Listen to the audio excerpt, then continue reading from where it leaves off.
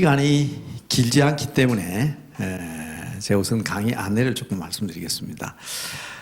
아마 우리 직장 선교에 대해서 지금까지 세미나나 포럼 등 또 우리 이 교육 세미나 등등을 통해서 한 서너 가지의 논문 분량의 내용을 제가 말씀드린 것 같아요. 직장 선교의 미래 전략에 대해서도 말씀을 드렸고, 그 다음에 직장 선교의 성경적 배경. 우리 예수님은 직장인을 부르셔서 제자 삼으셨습니다. 베드로, 야고보, 요한 다 직장인이에요. 고기 잡는 어부 직장에서 바로 부르셨잖아요. 세리 마태도 그랬고요. 그죠? 그래서 예수님의 선교는 직장에서부터 시작되었다. 그리고 마지막 결론은 제가 늘 말씀드리기를, 이 시대는 끝날 시대입니다. 그렇죠? 마지막 때입니다. 마지막 때인데, 이 끝날 시대 땅끝이 어디냐? 그게 직장이다. 산업화 이후, 중세 산업화 이후에 모든 사람들의 인간 문화 구조는 전부 다 직장으로 구성됩니다. 전에는 가정주부는 직장으로 생각하지 않았습니다. 그런데 지금은 가정주부도 직업이 뭐냐 물으면 주부라고 쓸 정도로 이제 마지막 시대에는 직장 떠나서는 살 수가 없습니다. 그렇기 때문에 저는 끝날 시대에, 이 마지막 때에 마지막 땅끝은 직장이다. 그래서 우리 직장 선교의 중요함에 대해서는 참 말씀을 드렸고, 오늘 이제 늘 같은 말 하면 재미가 없잖아요. 그래서 오늘 뭘 좀 바꾸어서 얘기할까 하다가 우리 현 회장님이 아주 틈새 전도라는 말을 사용하시는데, 이 직장 선교는 부득이합니다. 아까 앞서 우리 전 회장님 강의하시면서 말씀하셨지만, 직장인은 직장에 충실해야 됩니다. 직장이 충실하면서 전도를 해야 돼요. 그렇기 때문에 그 틈새라는 것이 굉장히 중요합니다. 그래서 우리 김은규 목사님 계속 틈새 전도 할 때에, 제가 옛날에 광나루에 있는 장신대에서 전도학을 가르치면서 자주 사용한 말이 있습니다. 복음의 원시림이 너무 많다.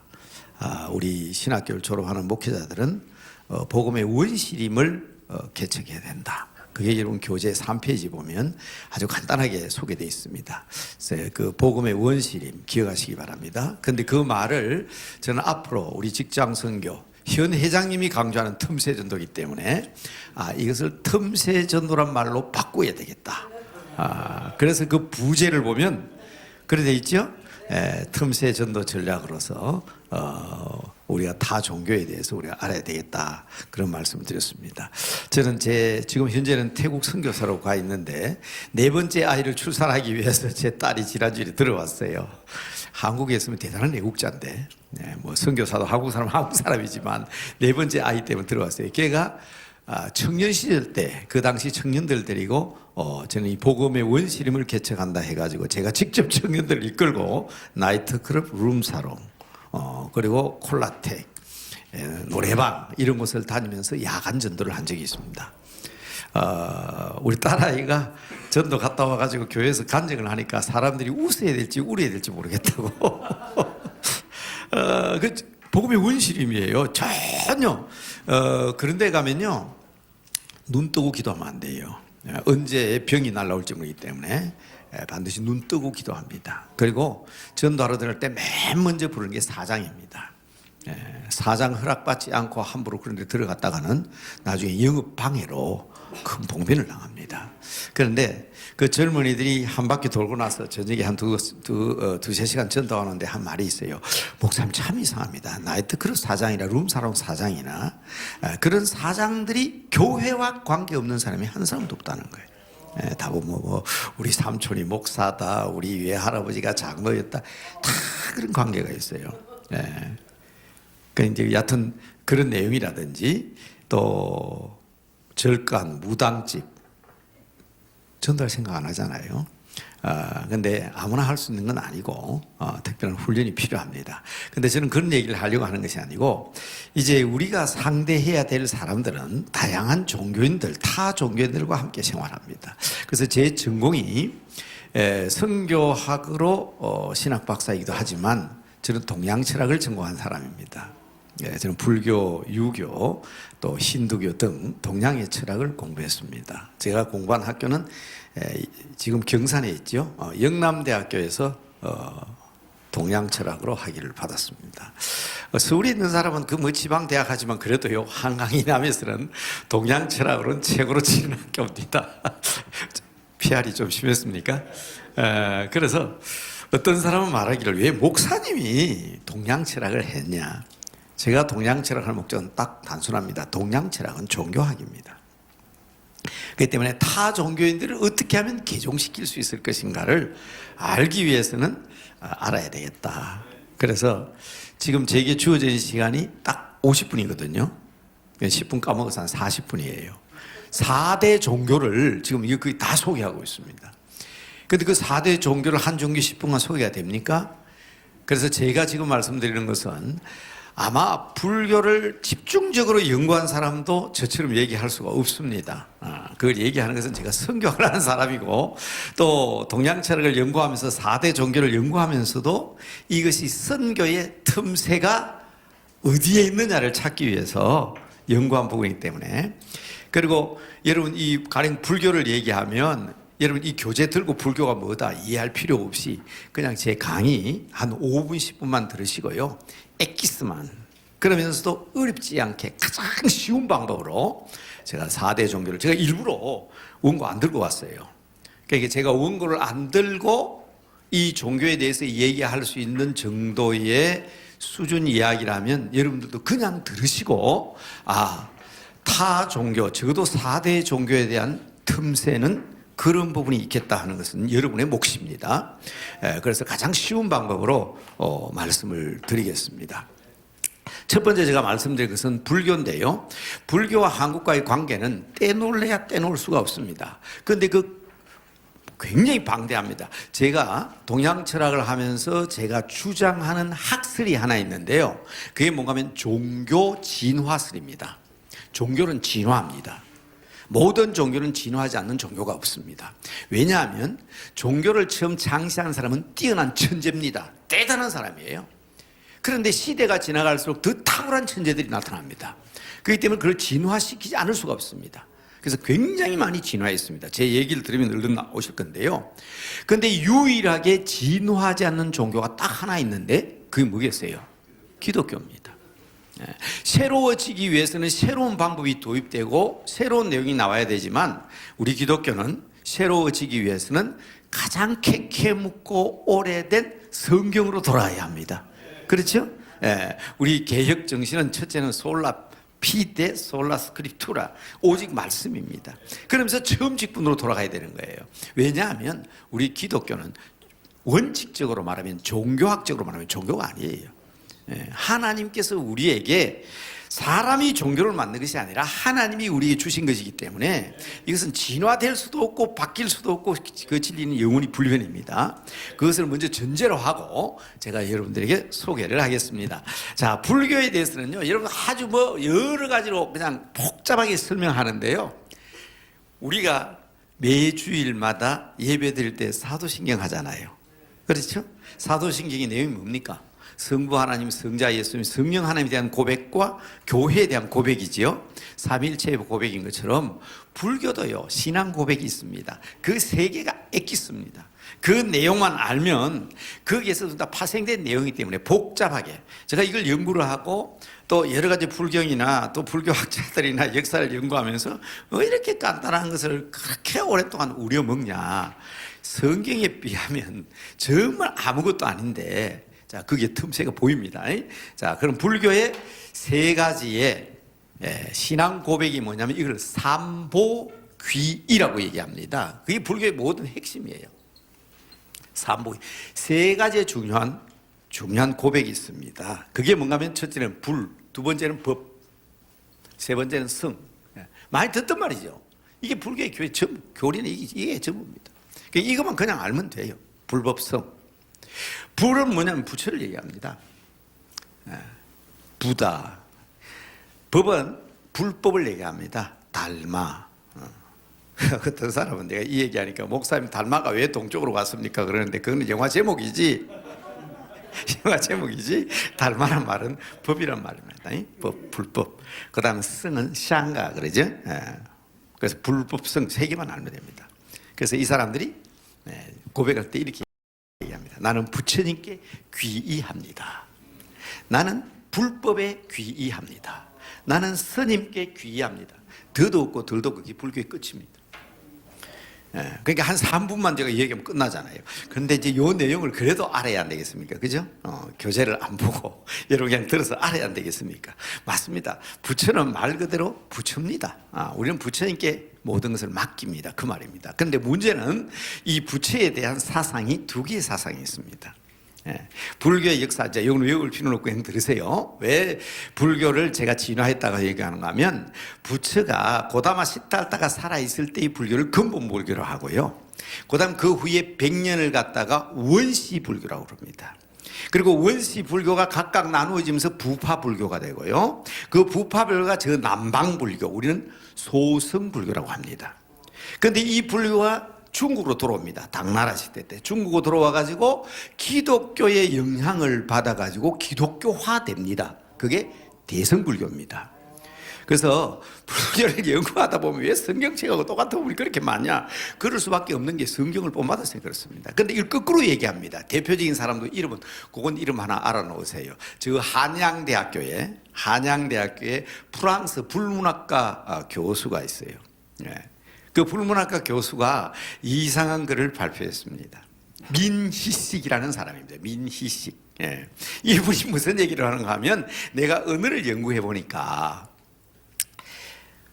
기독교가 불교의 영향을 받았더라. 그걸 깊이 들어가 보니까 예수님이 어린 시절이 안 나오는데 저 인도에 가가지고 이사라는 스님이 돼가지고 불경을 공부해가지고 기독교를 만들었다. 이제 그렇게 주장합니다. 그래서 책이 아주 대서특필한 책이 있는데 예수는 스가의 제자였다 하는 책입니다. 혹시나 이제 그 당시에 그게 한 90년대 초반에서인데 97년, 98년 당시에 이제 제가 쓴 글하고 그분 쓴 글이 그 논쟁 내는 글이 나오고 우리 대학생들 대학가에서는 기독 학생은 그 글을 많이 인용을 했어요. 정말 예수는 스가의 제자였을까? 제가 반박하지 않을 수 없었는데 그가 조금 어려움도 겪었습니다. 한양대학교 민희식 교수라는 이름을 구체적으로 밝히지 마라 하더라고요. 그래서 제가 H대학 M 교수라 썼습니다. 그런데 그분은 참 훌륭한 사람이에요. 왜 훌륭한 사람이라고 하는가 하면 언어학자잖아요. 언어학자가 언어 연구를 딱 해보니까 비슷하잖아요. 자 보세요. 메시아, 미륵, 이 우리말입니다. 미륵은 같은 뜻입니다. 옛날에 그 왕건이라는 연속극에 보면 내가 미륵이다, 미륵이다 세우는 색이란 평화로운 색이었는데 그 메시아가 다 세우는 색은 평화로운 색이잖아요. 그 다음에 아주 비슷한 게 많습니다. 정반왕 왕이라든지 요한, 마리아, 마야 부인 이런 연구를 쫙 해보니까 계산을 해본 거예요. 석가모니가 450년 전에 왔으니까 석가모니가 형이니까 당연히 이건 본받았다. 그래가지고 저 프랑스에 가가지고 그 러시아 사람이 쓴 가상적인 소설을 하나 읽고 핵 돌아버린 거예요. 그래 와가지고 이분은 지금도 인터넷에 들어가면 나옵니다. 민희식 교수님이 내 평생에 내가 해야 될 사업은 예수님이 석가의 제자였다는 것을 강조하기 위한 것이다. 나옵니다. 근데 그게 자꾸 논쟁을 하니까 그 당시에는 제가 아주 젊은 또 신학도 교수에서 많은 교수들이 제게 말렸어요. 자꾸 그렇게 어른들하고 싸우면 안 된다고. 지금요 MZ세대는요 타 종교에 대한 이야기하는 걸 제일 싫어합니다. 옛날에 우리가 젊은 대학생 시절에는 대학에서 학생들에게 비교 종교를 가르쳤지만 지금 여러분 교회에 교회 다니는 청년도 똑같습니다. 지금 MZ세대는요 타 종교와 비교하면 굉장히 싫어합니다. 그래서 기독교 대학의 교수들의 제일 큰 고민이 그거예요. 그래서 가능하면 긍정적인 측면에서 얘기하면서 뭐가 다르고 뭐가 복음이 들어가야 될 책인가 그걸 찾아내는 게 중요합니다. 근데 요 얘기는 제가 요 역사에 대한 얘기는 나중에 따로 하겠습니다. 경교는 당나라 당태종 시대 때 들어왔던 중국에 들어온 네스토리우스의 기독교입니다. 마리아 신모스를 반대하고 마리아는 예수님의 어머니지 어떻게 하나님의 어머니냐 그래서 마리아 신모스를 반대해가지고 이단 취급을 받아가지고 강기 그 중국까지 갔어요. 예, 그래서 중국에서 그 이름을 경교라고 바꾸고, 그 다음에 절이 아니죠. 교회를 지는데 그 교회를 대진사라고 불렀고, 그 다음에 목사를 경교승이라고 불렀으며, 그리고 그 대진사 절사자를 썼습니다. 그 안에는 십자가가 있었는데 깜짝 놀랄 일은 뭡니까? 1950년대에 불국사를 정리하다가 왜 불국사 안에는 부처가 없을까?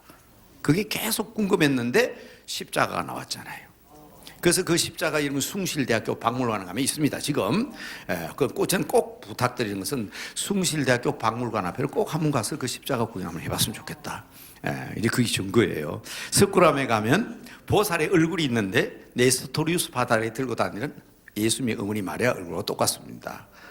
근데 그런 거라든지 그런 여러 가지 증거들이 있지만 그게 다 1950년대 이후잖아요. 그리고 1620년인가요? 1620년이죠. 여하튼 아이고 연도가 제가 줄줄 했는데 그러네. 제가 그 얘기를 지금 여기서 하려고 한 건 아닌데요. 저 중국 시안푸에서 서안에서 돌비석이 하나 발견됐는데 이게 뭐냐고 파봤습니다. 그때까지만 하더라도 어떻게 알고 있었는가 하면 경교는 불교 가운데 하나는 경교종이라는 불교가 있었고 목사님은 경교성이니까 선입니다. 그렇게 알고 있었던 거예요. 그 대진 경교비가 발견된 다음에 이거 아니네, 기독교네, 그렇게 된 거예요. 그게 이제 똑같은 이걸 대진 경교비라고 하는데 이 대진 경교비가 저 북한의 금강산에 있는 장안사에서도 발견이 됐습니다. 그래서 그 대진 경교비의 탁본을 아마 우리 한국에 대부분 도서관에는 아마 그게 탁본이 비치되어 있을 겁니다. 저도 그 탁본을 가지고 있는데 내용이 참 어려워요. 비석 글자가. 그래서 저는 여러분 동양철학이기 때문에 스님과 같이 앉아서 공부했잖아요. 그래서 제가 스님 보고 한번 읽어보라고 해석해보라 그러니까 나는 한문을 참 많이 하는데 비석에 있는 한문은 참 어렵다 그러고 알면서도 해석을 안 하려고 그래요. 그만큼 우리 기독교 역사를 쭉 타보면 관계가 있습니다. 자, 이 얘기를 왜 여기서 하냐?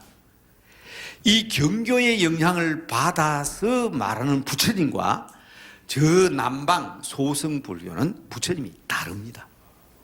그걸 얘기해서 제가 부처님께 귀의한다고 하지만 지금은 자꾸 그들을 통합시키려고 지금 불교계도 외국유학 갔다고 그러잖아요. 그렇기 때문에 잘 통하지만 그러나 본래 다릅니다. 우리 한국의 불교는 자력권 아닙니다. 그래서 제가 이걸 왜 얘기하는가 하면 목사님들도 알아야 되겠다 싶은 생각이 들었어요. 왜냐하면 우리 한국의 불교는 탈익권입니다. 불교는 어떻게 구원받는다고 우리 한국 불교가 얘기하는지 아십니까? 아미타불의 염력의 힘으로 구원받습니다. 누구든지 주의 이름을 부르는 자는 구원을 얻는 것처럼요. 이 대성불교는 아미타불의 염력의 힘으로 구원받고요. 그리고 법신불, 응신불, 보신불에서 삼위일체 사상이 있고요. 십선계라고 우리의 십계명 같은 거 똑같은 게 있습니다. 이 다 경교 이후에 있는 대성불교에서 생긴 겁니다. 그래서 제가 제일 부탁하는 것은 뭔가 하면 베트남, 한국, 그리고 일본, 몽골, 중국 5개 나라를 자꾸 대성불교권이라고 그러는데 대성불교권 하면 안 됩니다. 경교문화권 그렇게 얘기해야 돼요. 경교문화권. 그래서 그 경교의 영향을 받아가지고 대성불교가 형성되는 부처는 뭐냐 하면 우리는 소위 말하는 보살의 종교인데 보살은 뭐냐 하면 내가 이 사바세계를 벗어나서 영원한 안락의 세계로 들어갈 수가 있는데 그걸 포기하고 사바세계에 있는 불쌍한 중생들을 위해서 나를 희생하고 십자가 정신을 지는 사람을 보살이라고 부릅니다. 그러니까 보살은 불교에서 최고의 사람입니다. 자기 것을 포기하고 다른 사람들을 위해서 희생한 사람입니다. 그래서 최고의 존칭으로 불교에서는 보살님, 보살님 그렇게 부르는 거예요. 그건 본래 불교의 부처상이 아닙니다. 본래 부처상은 제가 2가지 있다고 그랬잖아요. 대성불교권 아니고 소성불교, 저 남방불교, 베트남은 대성불교권입니다. 저 태국이나 스리랑카, 인도의 불교는요. 깨달은 사람, 아라한의 종교입니다. 보살 종교가 아니에요. 아라한입니다. 아라한은 우리말로 각자, 깨달은 사람 그 말입니다. 그래서 자기 스스로 자기가 깨달아서 자기가 해탈을 해야 되는 거예요. 그게 완전히 다르죠. 부처의 모습이 완전히 다릅니다. 이게 2개만 이해하시면 이 사람들이 나는 부처님께 귀의합니다 할 때 구태에 자꾸 그냥 기독교와 비교하고 그렇게 설득하려고 하지 말고요. 다만 다른 것은 우리 이 대성불교는 소위 우리가 말하는 경교문화권에 있는 부처님 이해하고 본래 불교가 진화해 오면서 본래 있던 남방 불교의 부처상이 다르다. 그 두 개는 알아야 돼요. 그래서 깨닫는 자, 본래 불교의 이론은 대승불교권 아닙니다. 본래 불교는 남방 불교의 불교가 진리입니다. 왜? 깨닫는 자가 되기 위해서. 그렇기 때문에 남방 불교의 특징은 명상이고 자기 스스로 자기를 수양하는 것이지만 대승불교는 영불이고 탈익구원이기 때문에 의지하는 겁니다. 그래서 대승불교, 소위 말하는 경교문화권의 불교는 기도가 있습니다. 소원을 강구합니다. 본래 불교는요, 노래하지 않지 않습니까? 노래하지 않습니다. 그런데 춤추지 않습니다. 그런데 지금 우리가 말하는 이 경교문화권의 불교들은 다 가무가 있습니다. 승무가 있고요. 그리고 뭐 요새는 보면 참불가도 있고요. 그렇잖아요.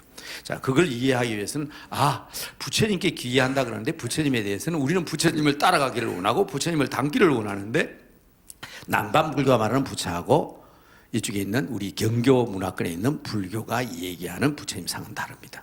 예. 그래서 여기는 벌써 법신불, 응신불, 보신불 해가지고 삼일체 사상 가지고 있고요. 10승계를 가지고 있습니다. 그게 도대체 이해 안 되면 그 다음 걸 보면 압니다. 예. 이 달마라는데 이게 이제 불교의 교리입니다. 요거를 이해하시면 불교는 아주 간단합니다. 자, 여러분 다 듣던 말인데 그게 그거구나. 제가 새롭게 말하는 게 아니라 여러분 옛날에요. 학교 다닐 때 다 도덕 시간에 나왔던 겁니다. 예. 불보와 달리 이 법보는 뭔가 하면요. 4개로 되어 있습니다. 4개로. 그래서 이것을 사성체라고 그럽니다. 고, 집, 멸도. 들었던 말이죠? 고집, 멸도. 들었던 말 아니에요? 예. 요 고집, 멸도 4가지가 불교의 가장 중요한 핵심 교리입니다. 고는 뭔가 하면요. 바로 아시는 생로병사입니다. 예, 인생은 고해와 같다. 고난의 바다다. 그 말이죠. 고해. 고통의 바다다. 이 말. 예, 생로병사. 그러니까 힘들지요? 원인을 찾아가는 것이 집입니다. 엉켜있다. 이 말입니다. 이게 엉켜있다. 오온의 덩어리로 엉켜져 있는데 그 엉켜진 이유는 뭐냐면 인연 때문이라는 거예요. 인연. 그래서 우리 연기설이라고 합니다. 자, 이게 이제 불교에서 말하는, 여러분 보세요. 어떤 신학생 하나가 저한테 논문을 들고 와가지고 좀 비교해달라고 했습니다. 불교의 극락과 기독교의 천국의 비교. 그래서 너 이거 어디서 나왔냐? 그랬더니 우리 시편에도 극락이 나오고 그래서 연구했다. 그 비교할 수 있는 대상이 아닙니다. 전혀 비교될 수가 없습니다. 보세요. 불교는요, 극락에 가도 끝나는 게 아닙니다. 극락에서 죄 지으면 떨어집니다. 인간으로. 죄를 지으면 인간으로 떨어집니다. 그리고 인간이 죄를 지으면 소로 태어나고요. 소가 착하면 또 여자로 태어나고 여자가 착하면 남자. 불교는 남존여비 사상이 뚜렷합니다. 여자는 더러운 똥 오줌으로 가득 찬 그릇입니다. 그래서 저는 여자분들이 숙색 바지를 입고 나는 절에 다니네 하면 나는 더러운 똥 오줌으로 가득 찬 그릇입니다 하고 고백하는 것 같아요. 그래서요, 석가모니한테 찾아왔어요. 자기 이모가 그러잖아요. 엄마는 일찍 죽었고요. 이모가 우리도 좀 해탈할 수 있게 해달라고 해서 석가모니 안 된다 그랬어요. 비구니를 허락 안 하려고 그랬습니다. 그런데 비구니 허락하죠. 그래서 최근 들어가 자꾸 남존 여비 사상이다 뭐다 자꾸 나오니까 최근 불교에서 이것을 남녀 평등으로 바꿔줬습니다. 어떻게 바꾸는지 아세요? 여자도 성불할 수 있다. 단 다음 세대에 남자로 태어나면. 그 바꿀 수 없거든요. 돕니다. 이걸 우리는 소위 말하는 윤회설이라는 겁니다. 그 사람들이 생각할 때 우리 기독교는요, 천국에 가면 영원한 세상입니다. 더 이상이 없습니다. 그런데 이 극락은요, 아닙니다. 착하게 살면 극락에 가지만 극락에 또 떨어져요. 계속 돕니다. 이게 도는 게 이게 집입니다. 집이. 왜 그러면 계속 그냥 인연의 덩어리로 다 사람과 사는 게 엉켜져 있기 때문에 전생에 그게 얽혀져 있기 때문에 벗어날 길이 없는 거예요. 그렇게 부처가 될 수가 없어요. 이 고의 덩어리 벗어나야 되는데 그 방법이 멸입니다. 멸 아시죠? 니르바나. 여러분 그 한자로 적 써놨죠? 멸한다는 말입니다. 어떻게 하면 멸합니까? 벗어나는 거예요. 이래 벗어나면 이거 뭐가 되게 되면 뭐가 되냐? 무가 되죠. 아무것도 없어요. 그렇죠? 허무합니다. 공합니다. 없어져 버렸어요. 이름도 없고 성도 없고 부모도 없고 가족도 없고 내 자체가 없어져 버리면 이제 해탈이 되는 거예요. 그런데 이 세계로 돌아가지 않고 돌아오면 대성불교에서는 보살이라고 부르는 겁니다. 그게 최고의 존칭이에요. 그래서 보살 종교라 그러잖아요. 보살 종교. 소승위는 아라한, 깨달은 자, 각자, 깨달을 각자입니다. 여러분 우리가 그 정도는 알아야 안 되겠어요, 그죠? 그런데 여기 이제 멸인데, 자 이제 여러분 뭐가 보이는가 틈새를 보셔야 돼요. 이거 가능하냐 안 하냐? 여러분 딱 전도서에 보면 나오잖아요. 헛되고 헛되니 헛되고 헛되어서 모든 것이 다 헛되도다. 그게요. 그래 되면 이제 불교에서는 이제 멸했으니까 이제 해탈된 거예요. 그런데 헛되게 해서는 안 된다는 게 전도서의 주장이죠. 12장 1절에 너는 네가 젊었을 때 청년의 때 너희 창조주 하나님을 기억하라. 모든 것이 헛되고 헛되고 헛되지만은 창조주 하나님 갖다 놓으면 상황이 달라지잖아요. 10만 원하고 100만 원 다르잖아요. 그렇죠? 하나님 한 분 세워놓으면 다릅니다. 그래서 우리는 전도서가 본래 그런 의미는 아니지만은 저는 전도서 읽을 때마다 이야, 이 불경을 참 잘 설명했다.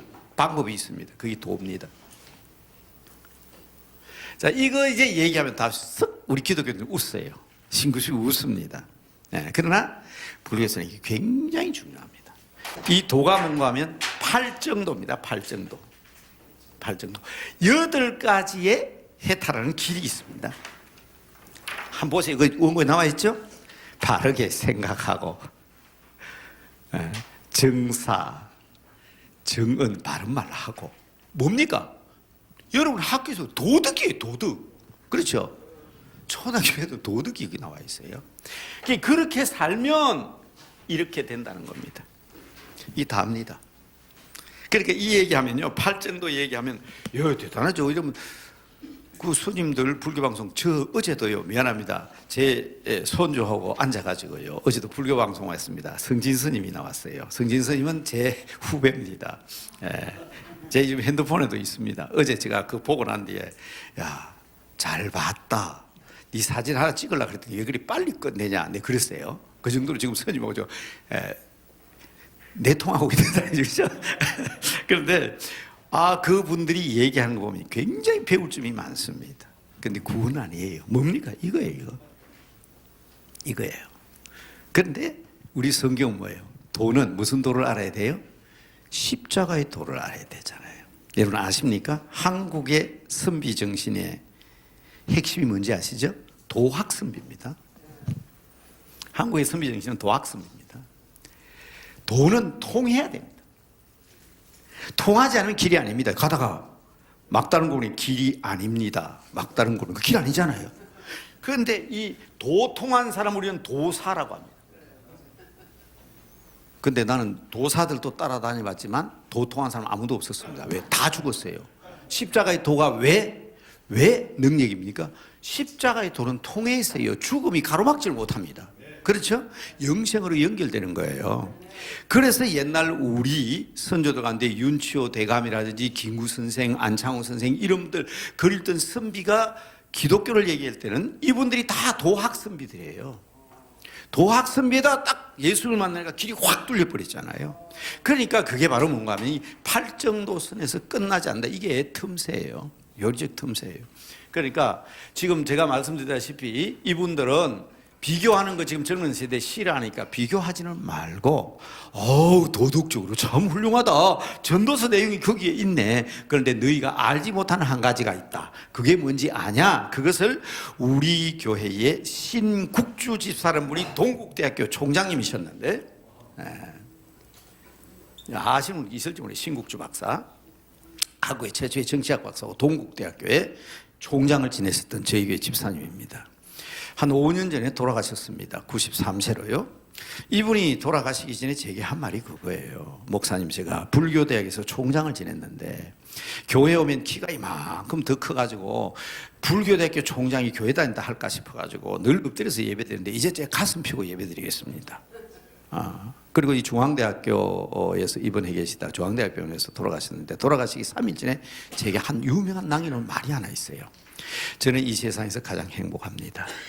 제가 제일 존경하는 사람은 우리 학교 이사장이셨던 성철 스님인데 그분같이 훌륭한 분이 없는데 그분도 마지막 세상 떠날 때는 내가 죄가 하도 많아서 지옥 간다, 무간지옥으로 간다. 기억하시죠? 그런데 우리 신국주 박사님이 제게 한 것은 목사님 인터넷 한번 찾아보세요. 찾아보면 성철 스님의 딸이 있어요. 불필 스님입니다. 예. 출가를 했는데 말이죠. 아버지가 와가지고 야, 네 딸 낳았다 하면 안아주라 그러니까 필요 없어. 내가 뭐 출가한 사람이 왜 안아줘요? 그럼 이름이라도 지어줘요. 다 필요 없다니까. 그래서 불필입니다. 예. 그게 불필 스님인데 혹시라도 지금도 찾으면 바로 나와요. 불필 스님 찾으면 바로 나옵니다. 성철 스님이 마지막 죽을 때 불필 스님에게 남긴 글이 있어요. 우리 신 박사님이 그걸 내한테 가르쳐줬어요. 필이야, 내가 잘못했다. 50몇 년 동안 네하고 인연을 끊고 살았는데 내가 길을 잘못했겠다. 나는 지옥 간다. 왜? 자, 그다음 복음이 나옵니다. 우리에게는 구속주가 없기 때문이다. 그게 결정적인 말이에요. 내 죄를 대신하여 죽어주신 분이 없기 때문에 날 지옥 간다. 저는요, 이분이 그 마지막 날날 그거 울었다고요. 처음에 예서로 봤어요. 근데 3일 후에 돌아가셨잖아요. 장례를 치르고 난 뒤에 저거 보고 제가 이게 진리인데. 그래서 저는 그 이후에 저도 동양철학을 했고 불경을 읽은 사람이지만 이야, 성철 스님은 대단한 분이다. 지옥에 갔을지라도 마지막에 놀라운 것을 깨달은 거 아니에요. 우리 후세들에게. 근데 제가 하도 그 얘기를 지난 4년 혼자 셀이 뜯으러 샀더니 그만 그 불필 스님에게 남긴 성철 스님의 유언을 갖다 자꾸 지우더라고, 이 사람들이. 그런데 지금도 있습니다. 찾아보세요. 있습니다. 남아 있습니다. 불필 스님 기억하세요? 꼭 찾아보세요. 자, 그 정도로만 얘기했습니다. 불교의 교리에 대해서 너무 신중하게 생각하지 마시고. 우리 성경 읽을 시간도 없는데 여러분 언제 불경 읽겠어요? 그죠? 그리고 성경 교리 공부할 시간도 없는데 무슨 불교의 교리를 깊이 공부하겠어요? 그냥 네 가지만 기억하십시오. 고집멸도 말 그대로입니다. 고집멸도 엉켜 있는데 고생은 얽혀 있어서 그렇다. 끊으면 없어지는 것이다. 끊는 방법은 도다. 8개의 도다, 8정도다. 그리고 이런 학교에서 가르치는 도덕이잖아요.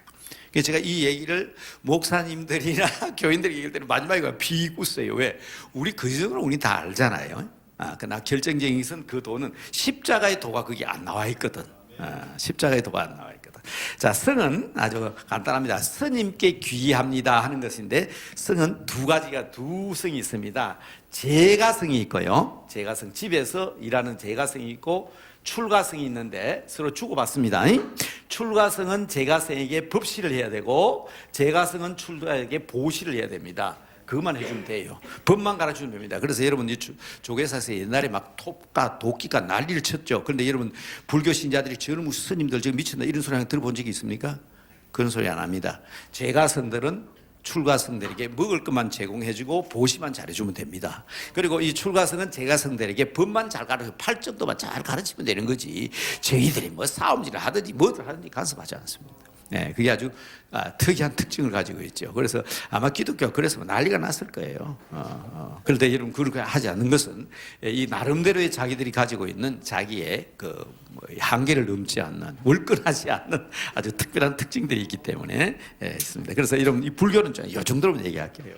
그래서 불교의 기본적인 신앙 고백이기 때문에 그렇습니다. 그런데 이 부분을 잘 생각해 보면요, 그분들과 얘기하면서도 그리고 우리가 틈새를 통해서 우리가 십자가의 도가 거기서 아주 결정적인 유교에서도 볼 수 있거든요. 유교 얘기할게요. 이 유교는요 엄청나게 진화를 해서 여러분들 공자하는데 공자의 유교와 맹자의 유교는 완전히 다릅니다. 완전히 다릅니다. 공자의 유교는 그 당시에 제자백가 시대에 주나라에서 교수님, 지금 불교를 강의하시다가 유교를 넘어가잖아요. 4대 종교를 다 얘기해야 되니까. 지금 불교에 질문이 있습니다. 그럼 나중에 맞춰갑시다. 간단하게. 여기 깊이 있게 들어갈 수가 없고요. 나중에 제가 지나가면 시간이 안 될 텐데. 그 깊이 있게 공부하려고 하면 1시간 40분까지 안 되지요. 한 10분 얘기해야 되는데 지금 20분 넘게 얘기했어요. 그러니까 그 정도 얘기합시다. 그러니까 우리가 아주 기본적인 교리만 알자 이 말. 그리고 제가 안 그래도 회교에 대해서 얘기하니까 모슬렘권에서 선교한 어머니 막 자기 마음속에 얼마나 불타게 했어요. 자기가 막 10년, 20년 모슬렘에 대해서 빠삭한데 저희가 얘기하는 것은 아주 핵심적인 거 5분, 10분 만에 요거만 아세요 하고 얘기하기 때문에 그분들은 제 강의를 때 얼마나 답답했겠어요. 그러나 이제 몇 시간이 있으면 나중에 개인적으로 얘기하고요. 지금은 우리 이제 기본적으로 교육자들의 가장 기본적인 불교 교리가 뭐냐 하는 것만 제가 말씀드린 건데 이해되시죠? 그렇게 해주시고, 그 다음에 이 유교도요, 본래 제자백가 시대에 본래 이것은 우리가 주례라 그러잖아요. 주나라는 어떤 개념을 가지고 있는가 하면 종손 개념이 있습니다. 왕이 있잖아요. 다음 왕이 누가 됩니까? 큰아들이 되죠. 큰아들이 됩니다. 그럼 둘째 아들, 셋째 아들은요? 땅을 따로 줍니다. 그래서 주나라의 봉건 제도는 서양의 봉건 제도와 다릅니다. 그러니까 여기에 가면 여기에 또 이 사람 또 종손이 형성되잖아요. 그럼 또 따로 왕이 되죠. 여기 또 따로 생겨, 여기 또 따르면 또 따로 상생. 무슨 말인지 아시죠? 주나라가 이런 식으로니까 주나라가 하나의 나라로서 통일성을 가지지 못하는 거예요. 그러니까 이 주나라의 왕권이 자꾸 약해지는 겁니다. 왜냐하면 이 제후들이 이건 신하가 아닙니다. 이것도 큰 아들이고 둘째 아들이고 셋째 아들인데 따로 땅을 주가지고 따로 나라를 하니까 이게 나라가 확 퍼지잖아요. 이것을 우리는 춘추 전국시대라고 합니다. 나라가 많아지는 거예요. 그러니까 이 춘추 전국시대 때 이 춘추 전국을 중국을 어떻게 하나로 만들 것인가를 얘기하는 사상을 제자백가 사상이라고 합니다. 이제 그거 정도는 중국 역사를 아시면 왜 공자가 그 당시에 대우를 받지 못했던 것을 이해하게 되는 겁니다. 공자가 가지고 있는 사상은 이렇게 하기 위해서는 효와 예를 강조하게 되는 겁니다. 그러니까 호와 예를 강조하다 보니까 최고 우리가 말하는 종손, 제일 종주 왕권을 가질 수 있도록 만들겠다는 거예요. 그런데 그렇게 되면 여기에 뭐가 강조됩니까? 효, 가족 강조되면 뭐가 강조됩니까? 가족 관계가 강조됩니다. 그래서 우리나라에서 지금 제일 심각한 문제를 얘기하잖아요. 학력관계, 친족 성씨관계, 자기 인척관계, 그걸 따지면 안 된다는 거예요. 정치를 할 때. 그 여기서 나타난 사상은 공자의 사상과 반대되는 사상이 법가 사상입니다. 법대로 해야지. 그래서 그 당시에 많은 사상들이 있지만 음향가, 하늘의 이치를 보고 해야 된다. 음향가도 있었고 묵가 뭐 기억하시죠? 제자백가들 많이 나타납니다. 그런데 그중에 제일 두드러진 게 법가입니다. 지금도 그렇잖아요. 법대로 해야지. 왜 같은 학교 출신이라고, 성씨가 같다고, 같은 집안이라고, 같은 학교라고 자꾸 따지잖아요. 같은 지역 출신이라고. 그게 본래 이 공자가 가지고 있는 예와 효의 사상입니다. 그 주나라 왕권을 유지하기 위해서 그랬습니다. 그런데 이게 안 된다는 거예요. 이게 친애 사상, 애 중에도 친애 사상입니다. 자기 가족까지. 그러면 안 된다. 겸의 사상을 가져야 되는 게 법가입니다. 사랑을 하면 견당하게 똑같이 해라. 그러니까 이제 공자 따르는 사람들이 그러죠. 야, 너희 아버지하고 이웃 사람이 물에 빠지면 누굴 먼저 구했냐? 네 아버지 먼저 구하는 거 아니냐? 네 법가는 그게 아니죠. 법대로 가까운 사람부터 먼저 구해야지. 급한 이래 나오는 거예요. 그러다 보니까 똑같습니다. 오늘날 현실도 법가가 성합니다. 그리고 공자는 거기에서 사라집니다. 법대로. 우리나라도 마찬가지잖아요. 이거는 뭐 어쩔 수 없는 거예요. 그래서 나온 게 여러분 소위 진나라입니다. 그래서 진나라 시대에는 모든 것을 공정하게 한다는 미끼로 해서 만리장성을 쌓고 백성들을 동원을 시키고 사람의 인력을 못하면 물건을 빼앗고 이제 그런 식으로 하잖아요. 그러니까 거기에 대해서 반기를 듣는 사람들이 있습니다.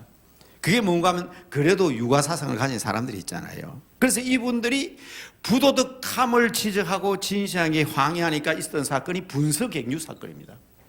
여러분, 이 유교는 이것 때문에 큽니다. 왜냐하면 이 진시 황제가 유교를 믿는 사람을 땅에 묻고 유교 서적을 다 불에 태워버리잖아요. 그게 분서객류 사건입니다. 핍박을 받으면 자락이 돼 있죠, 종교는. 그래서 유교가 팍 들고 일어나는 겁니다. 진나라가 망하면서. 깊이 있게 얘기 못 드려서 죄송합니다. 시간이 없었어요. 이게 이제 분서객류 사건으로 말미암아 중국의 유교가 자기 빛을 보게 되는 겁니다. 아마 중국 역사를 전공한 사람은 소 목사 저 정도로만 얘기해야 되나 싶지만 그 정도 깊은 긴 역사를 그렇게 얘기하나 싶지만 우리가 목사가 이해할 수 있는 가장 간단한 방법, 또 깊이 있는 것은 우리 나름대로 또 가지고 있으니까요. 그래서 그 정도로 말씀드립니다. 그러니까 이때 나오니까 이 유가 사상은 하늘을 처음에는 자연으로 보았습니다. 그런데 이것이 점점 여기다 생명을 불어넣게 되는 거죠. 그래서 하늘이 모든 것을 만들었다, 하늘의 도를 따라야 된다 해가지고 가장 유교에서 중요하게 세상 생기는 사상은 천명사상입니다. 하늘이 명령한 대로 살아야 된다. 하늘의 죄를 지으면 벗어날 길이 없다. 그래서 우리나라 옛날에 유동식 교수라든지 연세학 교수님이죠, 우리 초기에 우리 종교학자들이 말하기를 기독교는 유교의 영향을 많이 받았다 하는 얘기는 이런 부분 때문에 상당히 우리 유교를 믿고 있는 사람들이 하나님에 대한 개념이 이해하기 쉬웠다고 얘기합니다. 자, 그런데 제가 지금 유교의 진화론을 얘기하는데, 그런데 맹자는 이거 아닙니다. 맹자는요, 심성론입니다. 이게 여러분 이제 우리 선교할 수 있는 직장 선교에 이제 틈이 보이기 시작하는데요. 이 심성론은 뭔가 하면 사람에게는 심이 있습니다. 그러나 거룩한 하늘에는 성품이 있습니다. 그래서 이 심이 버드나무처럼 자연적으로 성장하고 자라면 하늘의 성품을 담게 된다는 것인데, 자, 그러면 이제 여러분들 학교 시절에 옛날에 배웠던 게 나옵니다.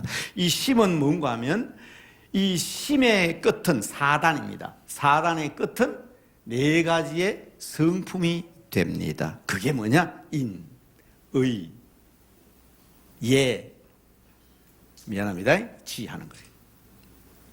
이게 성품인데요, 이 성품으로 자라기 위해서는 긍휼지심, 불쌍하게 여기는 마음들이 점점 자라면 인이 되고, 그 말입니다. 그 다음에 의는 시시비빈 여기죠. 시시비빈, 시비지심이라고 그러죠. 나 써놨는데 뭐라고 돼 있어요? 의를. 그 다음에 옳고 부끄러움을 아는 거, 수오지심, 미안합니다, 수오지심. 이게 다 끝에 심자가 붙었잖아요. 긍휼지심, 수오지심. 얘는요, 시비지심은 옳고 그런 것을 판단하는 것은 지가 됩니다. 그 다음에 이거 뭐라고 되어 있어요?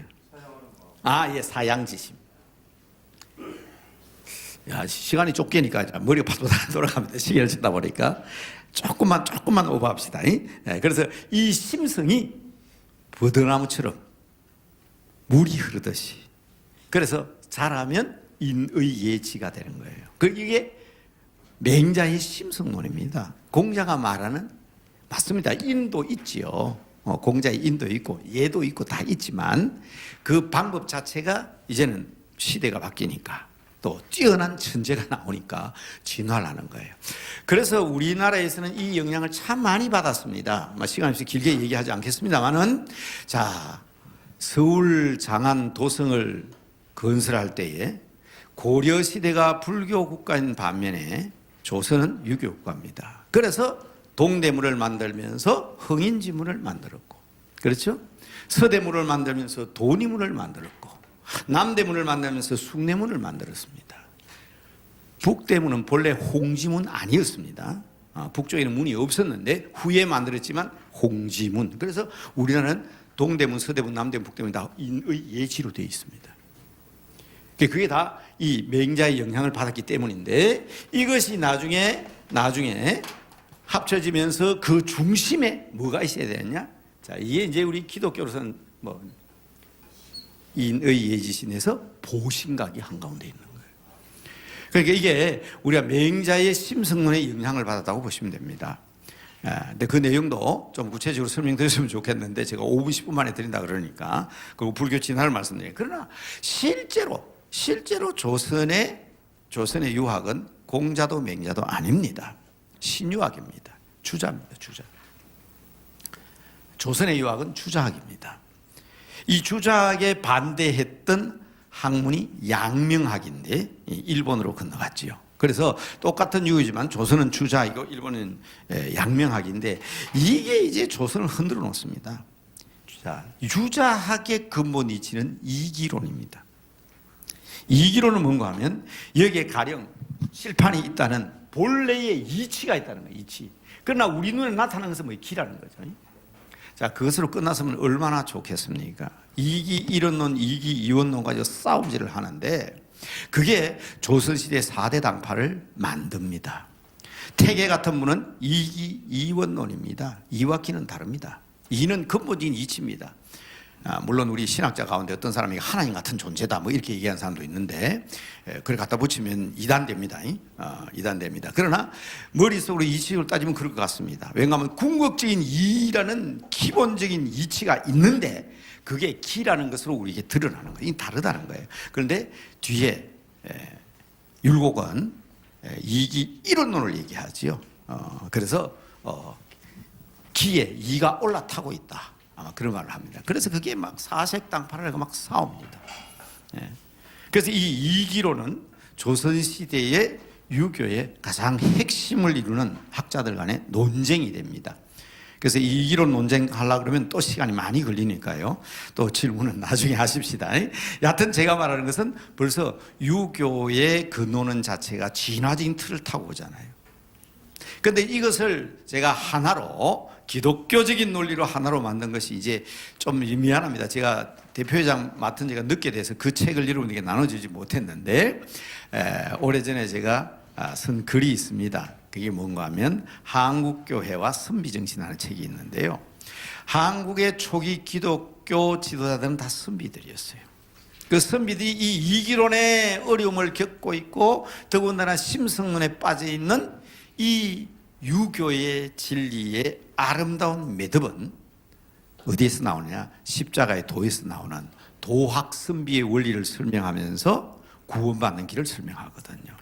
그러니까 여러분들 그 길선주 목사님 같은 분도요, 본래 관선교라는 이방 종교를 믿었던 사람이지만 대단한 선비입니다. 저희 교회의 3대 목사였던 김익두 목사님은 우리가 알기로는 깡패로만 알고 있는데 대단한 천재였고 선비였습니다. 과거 시험에 떨어져가지고 빽이 없어서 떨어졌어요. 그래서 아버지가 화병이 나가 돌아가시니까 이놈의 글공부 때리 추운다 그래가지고 술 마시고 시장 가는 사람 돈 뺏고 깡패가 됐던 사람이지만 나중에 목사가 돼가지고 저희 교회가 남대문 교회에서 유명하죠. 남대문 앞에 앉아있는 안전뱅이 일으키고 한 사건은 유명한 사건 아닙니까?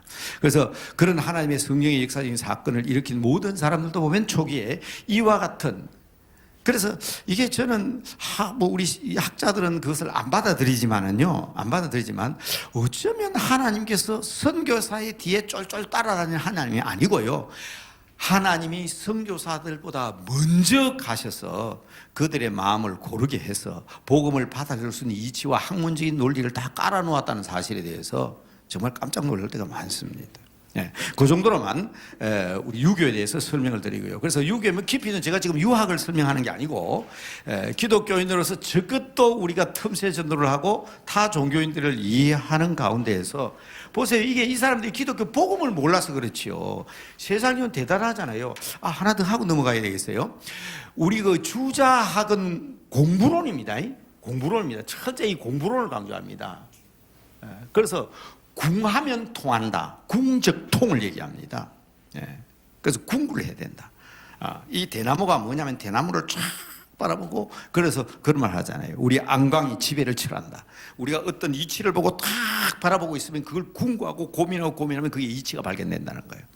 그래서 이기론을 얘기할 때 나타나는 길을 통해서 이치를 발견한다는 것인데 양명학은 그거 아니에요. 네 마음이 등불이다. 심정론이라고 그래요. 이걸 우리 공부론 가운데 우리는 궁적론이라고 그러는데 궁구하면 나온다 그러는데 양명학은 심정론입니다. 내 마음이 불빛이다. 그래서 일본 사람들의 유교가 우리보다 좀 실용적이에요. 그러나 우리 조선의 선비들은 완전히 그건 유교로 취급을 안 했습니다. 아주 뭐 지금은 다르지만은 또 같은 것으로 보고 동양철학을 하는 사람은 양명이나 주자이나 다 신유교라고 얘기하지만 예를 전통적인 한국 유학자들은 일본 양명학을 정상적으로 보지 않았습니다.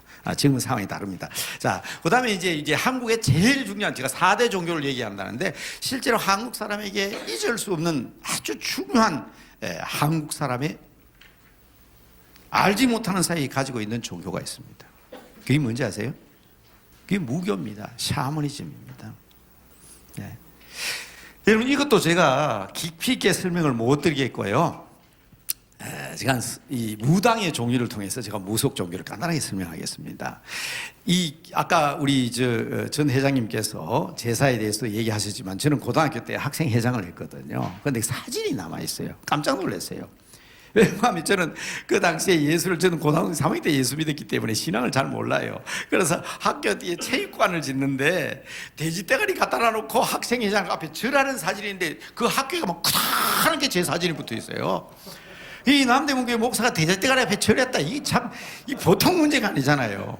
예. 그래서 기도원협회에서 혹시 뭐 영상 보셨는지 모르죠. 기도원협회에서 영상에 제가 잘 나옵니다. 성경 읽고 변화된 사람이다. 그럴 때 변화되기 전에 목사님 모습을 좀 보여달래서 그 사진 그렸더니 뭐 갔다 와가 사람 기절을 하는 거예요. 한경기 목사님은 학생 시절에 신사참배했다는 그것 때문에 텀플턴상 받을 때까지 돌아갔을 때까지 나는 민족에 죄를 지었다 그러는데 목사님은 돼지대가리 앞에 절해놔 놓고 한국교회 목사를 하면 물론 상황은 다르죠. 저는 그 당시에 예수 안 믿을 때니까 말입니다.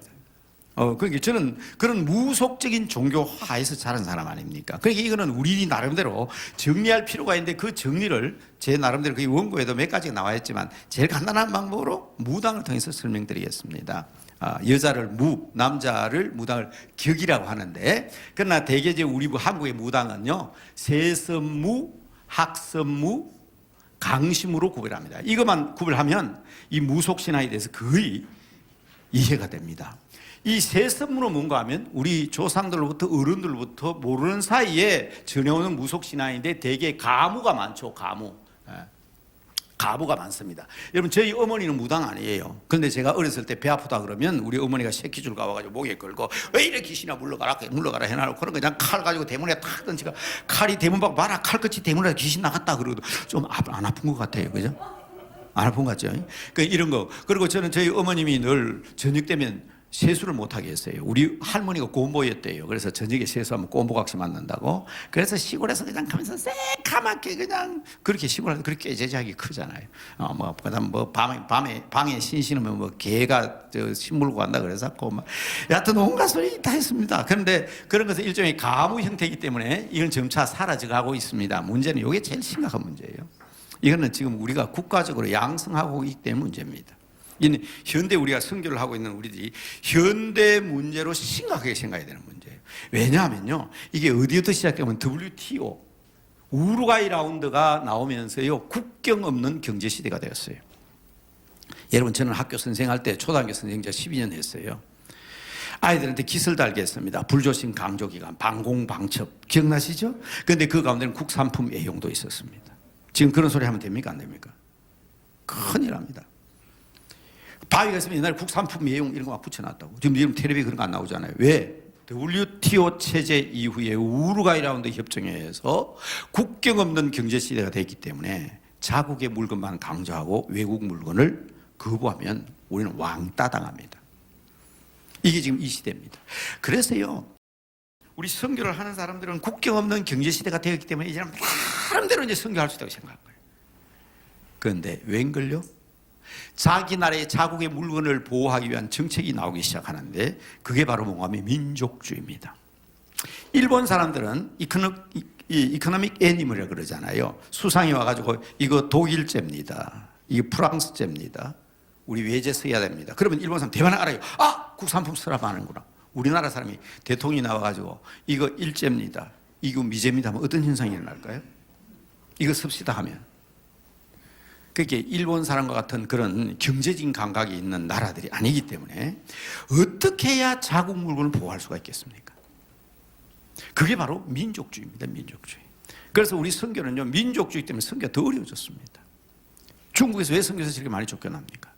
왜 인도네시아나 왜 그러면 기독교는 전부 다 서구적인 종교로 생각하고 자기 민족성을 강조해가지고 자기 나라 물건을 보호하겠다는 겁니다.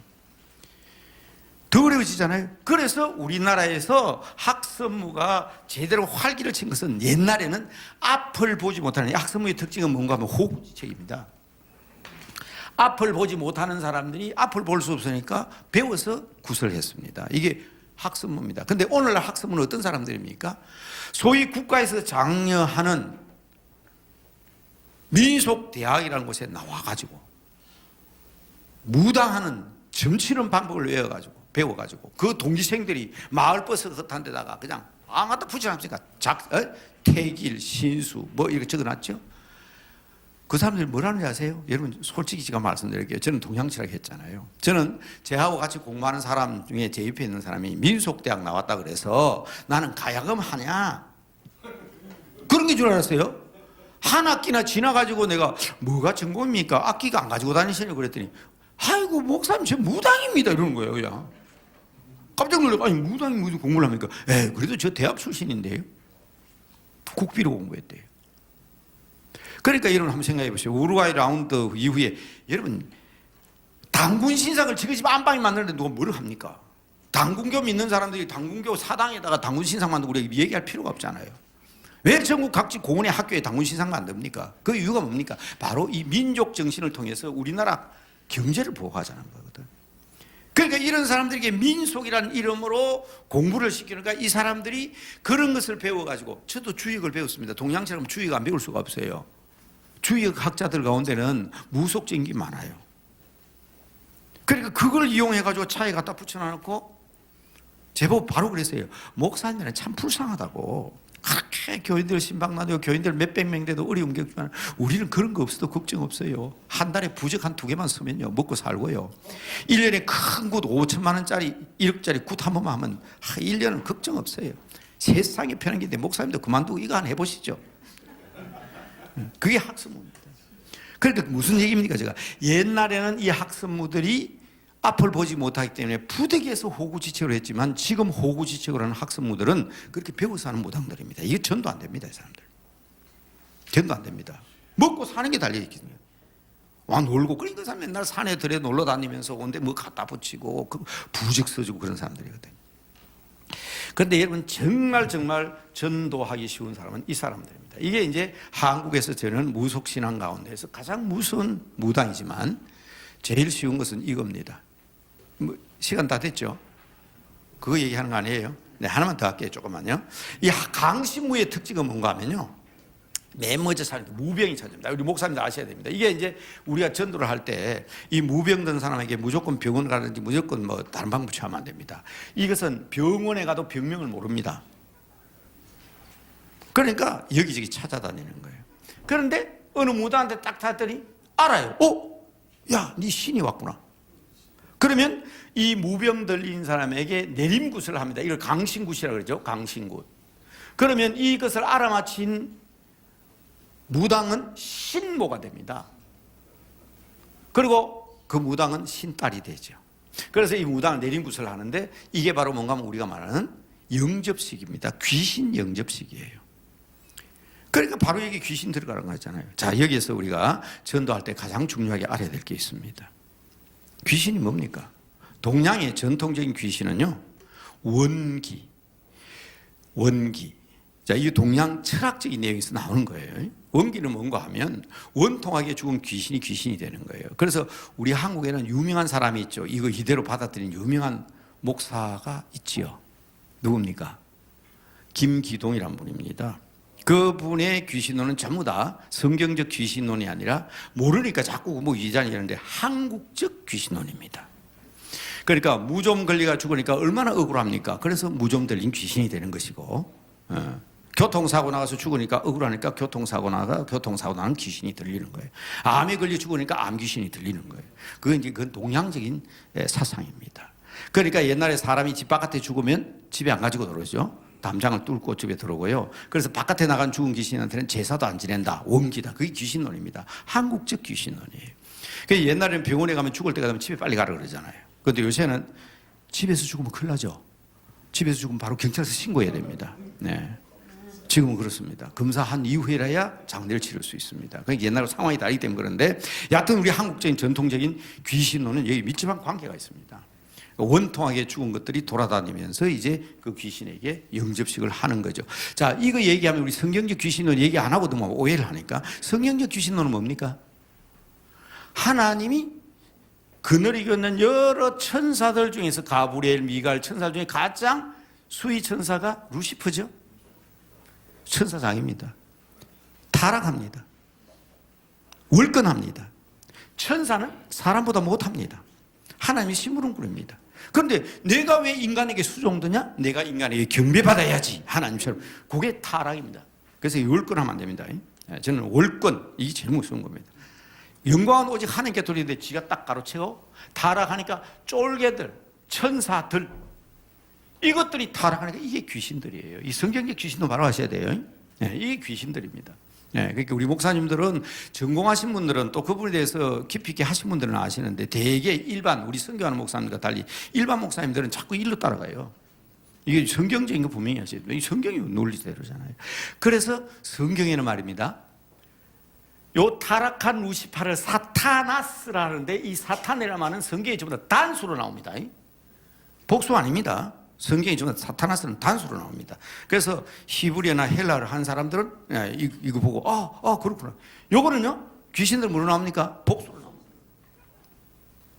그러면 설명 다 됐죠. 그게 저거를 여기다 끌어붙이면 안 됩니다. 여기 특징이 있죠. 사탄은 특징이 있죠. 뭔가 하면 첫째 권세가 있잖아요. 하나님 다음으로 권세가 있어요. 능력이 있어요. 우리 힘으로 못 이겨요.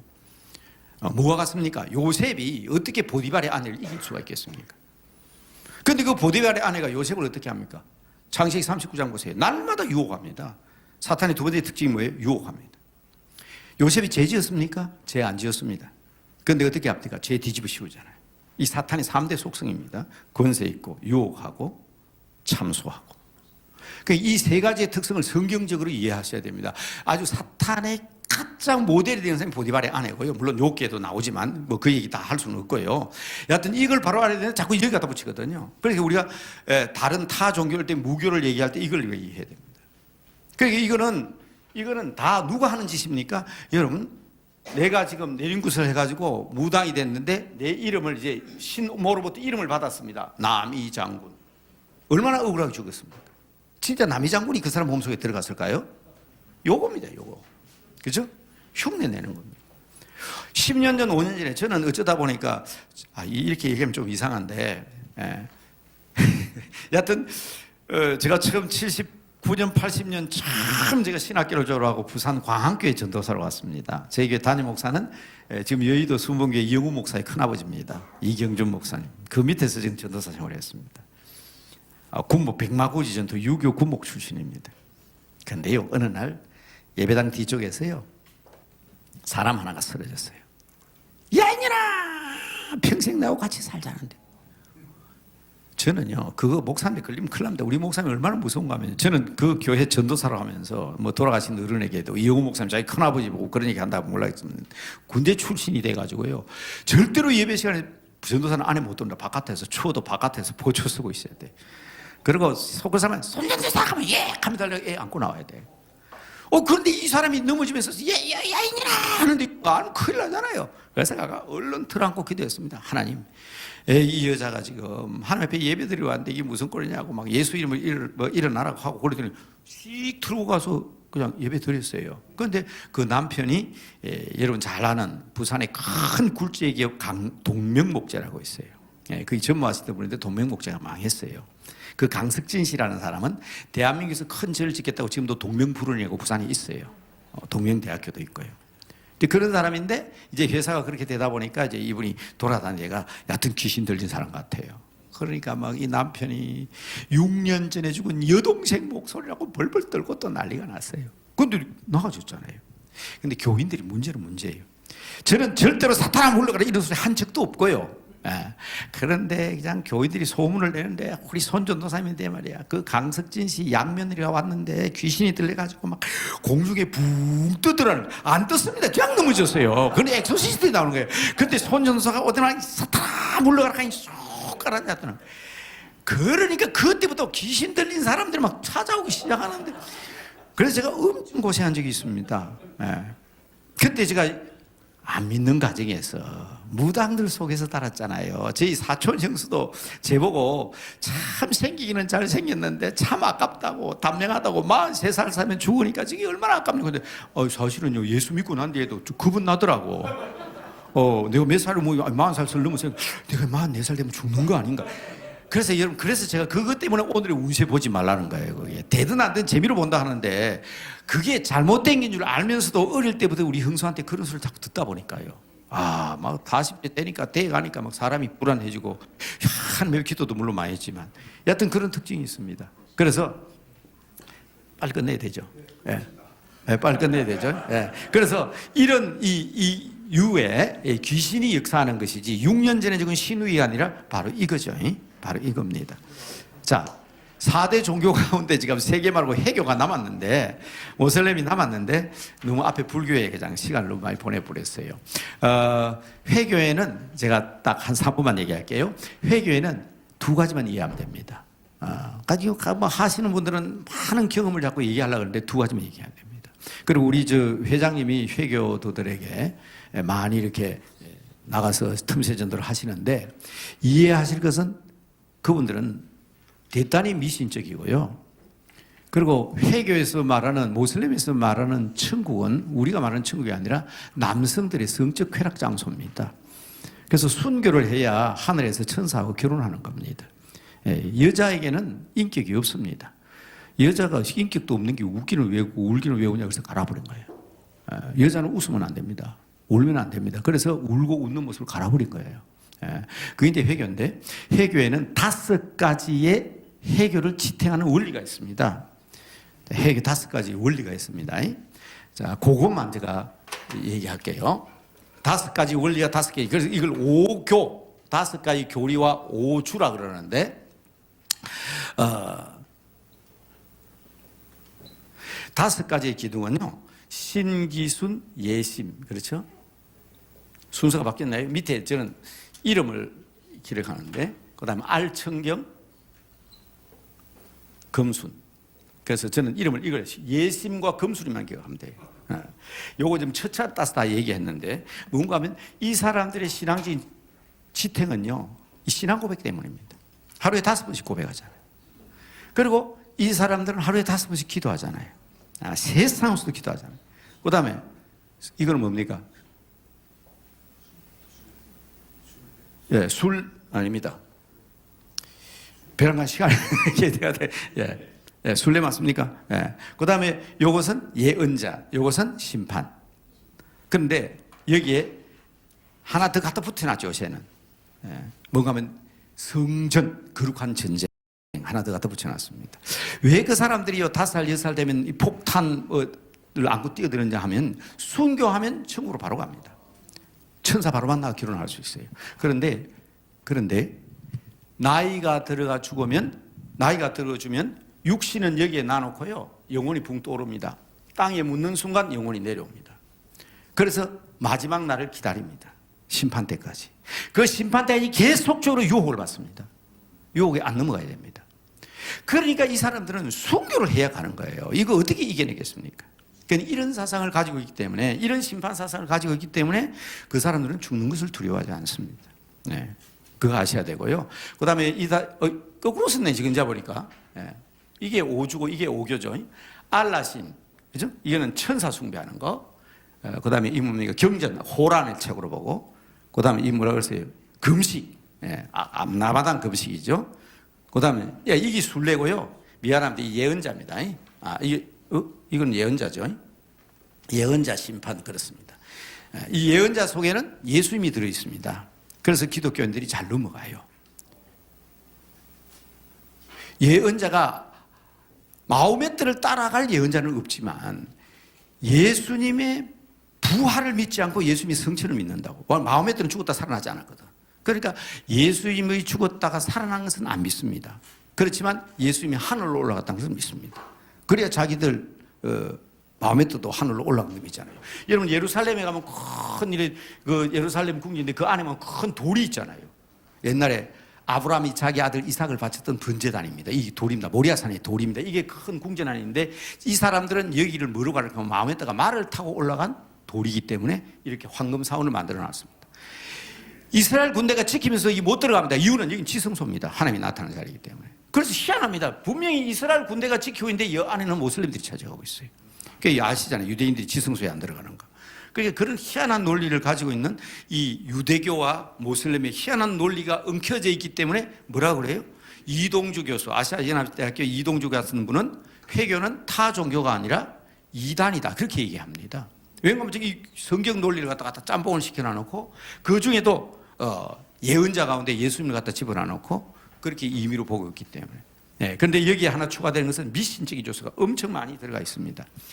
그 정도는 합시다. 우리 회장님이 지금 시간 안 지킨다고 답답하셔가지고 왔다 갔다 하시는데, 제가 오늘 이 내용을 얘기하려고 하는 것은 우리 기독교인들이 뭐 다른 어떤 사람보다도 제가 이 부분을 또 동양 철학을 전공한 사람으로서 한 번쯤 성경적으로 정리했으면 좋겠다. 그것도 우리 직장인들이 틈새 전도를 하면서 타 종교를 이해할 때 좀 필요한 부분이다 싶어서 소개를 해드렸고요. 시간이 있으면 뭐 더 자세한 것은 나중에 개별적으로 따로 얘기하도록 그렇게 하십시다. 10분 오버했습니다. 미안합니다. 제가 기도하고 하나님 아버지 감사합니다. 우리는 타 종교인들과 섞여서 살고 있습니다. 그러나 우리의 진리는 확고합니다. 예수 외에는 구원이 없고 사도 바울이 전한 복음 외에는 다른 복음은 없습니다. 그러나 우리가 이 복음을 아버지 바르게 또 틈새를 이용해서 직장 생활 가운데도 증거하기 위해서 우리 목사님들이 이해해야 될 타종교에 대해서 잠시 살펴보았습니다. 하나님 그 성격만 알게 해주시고 이 모든 타종교들을 관할하고 이끄는 사탄의 무리들에 대해서 우리가 깨어있음으로 말미암아 하나님의 뜻을 이루어가는 지도자들이 되게 하옵소서. 주님께 의탁하고 함께 하신 예수님의 이름으로 기도드리옵나이다. 아멘.